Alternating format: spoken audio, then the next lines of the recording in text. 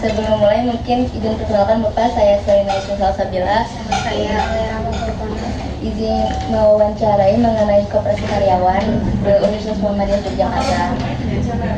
Mungkin Bapaknya boleh perkenalkan. Oh iya, nama saya Muhammad Syafi'i Murasanal. Saya di koperasi karyawan itu sebagai bagian simpan pinjam. Tapi kalau di UMJ saya di sini sebagai staf keuangan.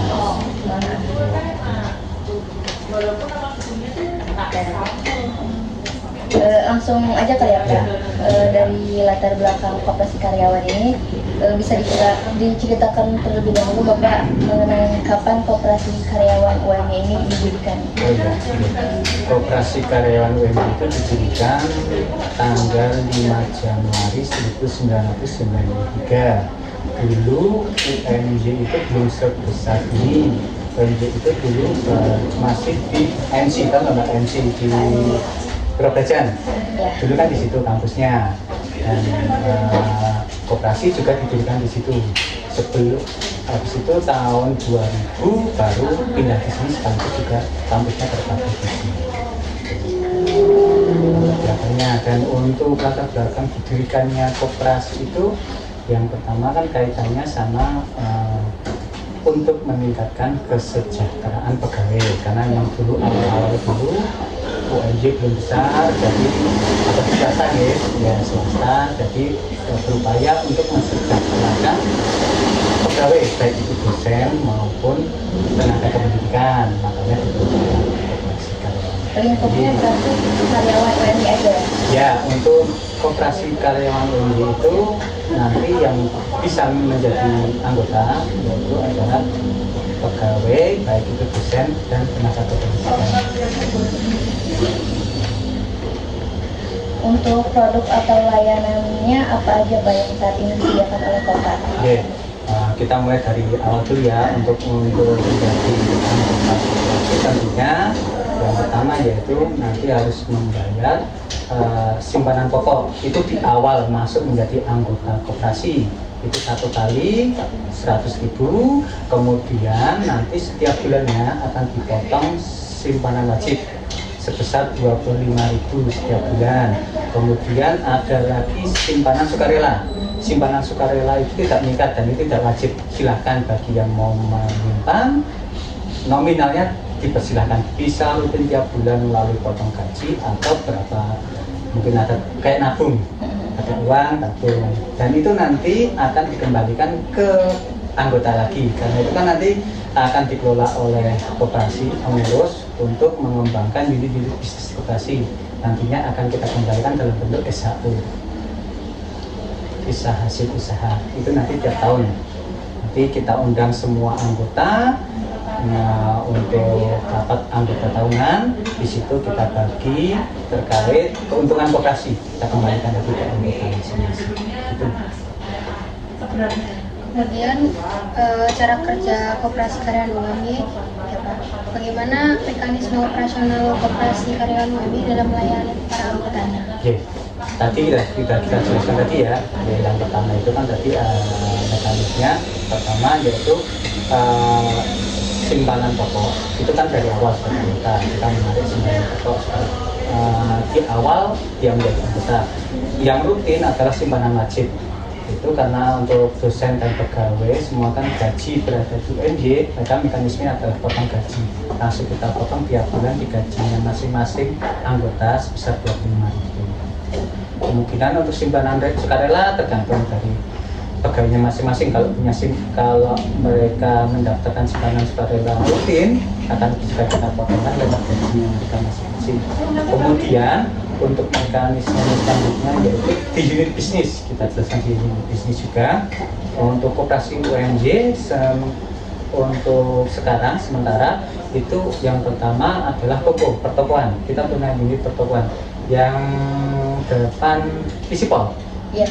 Ya kan? Nah, depan Visipol itu ada unit pertokoan. Kita memang di situ juga selain kita membantu pegawai, biasanya pada nitip dagangan, mungkin ada yang terus ada juga pegawai yang membuka kios di depan Kopdar itu memang di awal kita memang tujuan kita adalah meningkatkan kesejahteraan pegawai. Dengan pegawai ada yang memiliki dagangan, ada yang juga membuka kios-kios kecil di depannya itu. Kemudian yang kedua yaitu properti. Nah, koperasi juga bergerak di bidang properti juga. Memang tujuannya supaya anggota yang belum mempunyai rumah bisa mempunyai rumah. Ketika sudah itu mencari dua perumahan, mencari dua di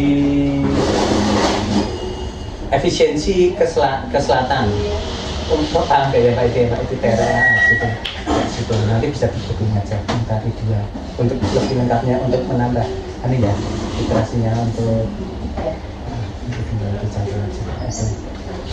Kemudian dari mana sumber modal yang digunakan untuk menjalankan kegiatan koperasi? Ya, untuk modalnya itu tadi kita berasal dari simpanan pokok anggota sampai terakhir RAT itu ada sekitar 800-an. Untuk pastinya karena tiap bulan bisa ada tambahan karena ada pegawai baru, kita menerima anggota baru. Tapi terakhir itu sekitar 800-an dari 1.200 pegawai. Memang koperasi itu tidak wajib, tetapi pegawai baik dan dosen itu berhak untuk menjadi anggota koperasi. Kita nggak otomatis dari menjadi pegawai ini langsung jadi anggota koperasi, tidak bisa karena memang itu sifatnya tidak wajib, tapi haknya masing-masing pegawai.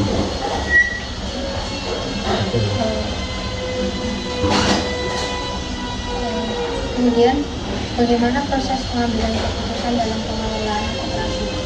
Itu nanti ada rapat pengurus dan juga ada kalau yang paling tinggi nanti di rapat anggota tahunan. Ya itu yang untuk tertinggi untuk mengambil keputusan terkait kebijakan yang strategis di koperasi. Nanti semua anggota di situ selain kita juga membagi sisa hasil usaha, itu juga kita mesti ada door prize juga untuk anggota koperasi. Nggak cuma yang masih aktif ya, yang purna pun masih banyak yang ikut juga. Baik dosen ataupun tenaga pendidikan yang sudah purna dan pensiun itu masih mengikuti. Di situ juga untuk pengambilan keputusan tertinggi ada di situ. Karena kan semua anggota hadir semua. Kita membicarakan terkait status dari koperasi. Dan nantinya juga ada pengurus presiden. Kemudian bagaimana sistem simpanan dan pinjaman yang diterapkan di koperasi karyawan ini? Ya, untuk simpanan tadi kalau sudah jelaskan, simpanan itu tadi yang pertama pokok sebesar 100.000, simpanan wajib 25.000, simpanan sukarela tidak meningkat, bisa juga tidak. Kemudian untuk pinjaman kita mendekati untuk mengikuti syariah. Akadnya syariah kita menjaga itu supaya akadnya syariah dan juga di koperasi ada bilan syariahnya juga untuk menjaga syariahnya itu tidak ada Masuk ke tantangan dan pengembangan usaha Pak. Untuk tantangan terbesar saat ini yang dihadapi Kopkar apa Pak? Yang pertama itu jelas modal. Modal jelas. Karena kan juga permodalan kita hanya dari simpan itu tadi ya, dari pokok, simpanan wajib, simpanan sukarela, dan tentunya kita juga ada dukungan dari universitas juga. Cuma kan universitas juga banyak yang harus dikelola ya, jadi tidak 100% banyak yang masuk, depanan ya ada, dan itu juga membantu sekali di koperasi.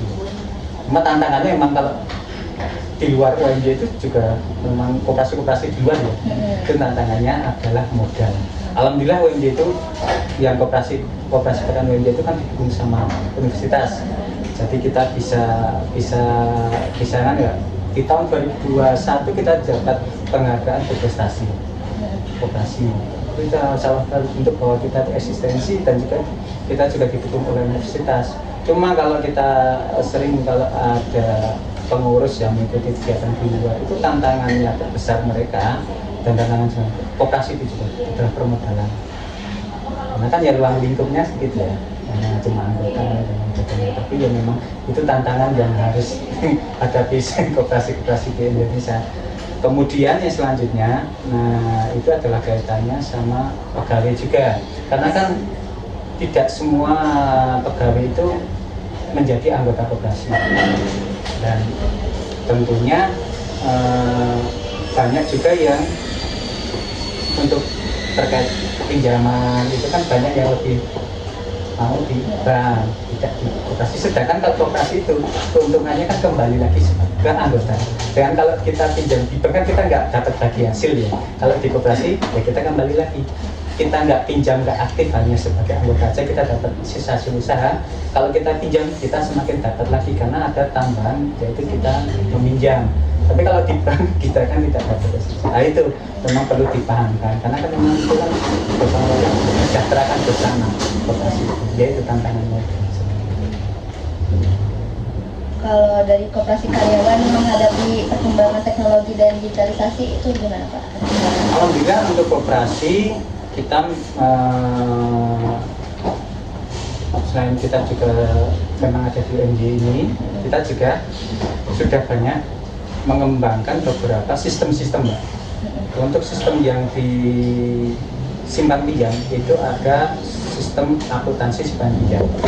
Ya. Terus ada sistem keanggotaan ada, terus sistem perumahan ada, dan sistem pertokohan. Alhamdulillah kalau diri kita memang kalau di luar kita ditanya, biasanya kalau sering ada undangan keluar itu mesti ujung-ujungnya adalah penawaran sistem. Tapi alam UMJ Gopkarnya sudah punya sistemnya dan kita malah bisa eksis di luar ini loh. Kita punya, malah biasanya kita malah dipakai dibanding dari koperasi-koperasi di luar. Dari koperasi pemerintah pun dari luar dari Sumatera itu datang ke kita. Ya karena ya ini kita dipandang dia punya banyak. Kemudian apakah terdapat kendala dalam meningkatkan jumlah anggota atau partisipasi anggota? Ya ini lebih banyak perlu dukungan semuanya dari baik anggota untuk mengajak yang lainnya. Ya perlu juga dari pengurus juga untuk meningkatkan informasi terkait keuntungan menjadi anggota koperasi. Yang perlu kita tingkatkan di sini. Kemudian strategi apa yang dilakukan koperasi karyawan untuk mengembangkan usahanya di masa depan?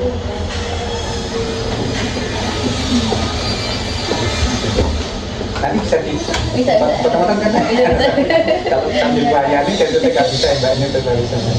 Ya, untuk menghadapi tantangan ke depannya itu ya perlu banyak koperasi itu melihat peluang.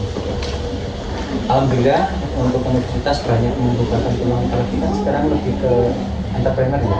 Universitas itu kita juga bagaimana koperasi itu ikut membantu sehingga baik anggota itu baik dosen dan pendidik itu kita juga bisa berkembang secara entrepreneurnya.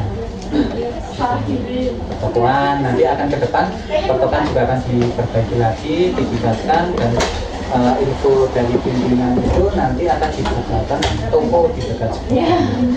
Nanti dan ada kafenya juga. Jadi mirip-mirip kafe 1912. Nah nanti punya koperasi. Terus untuk perumahan juga kan masih jalan juga yang perumahan itu juga.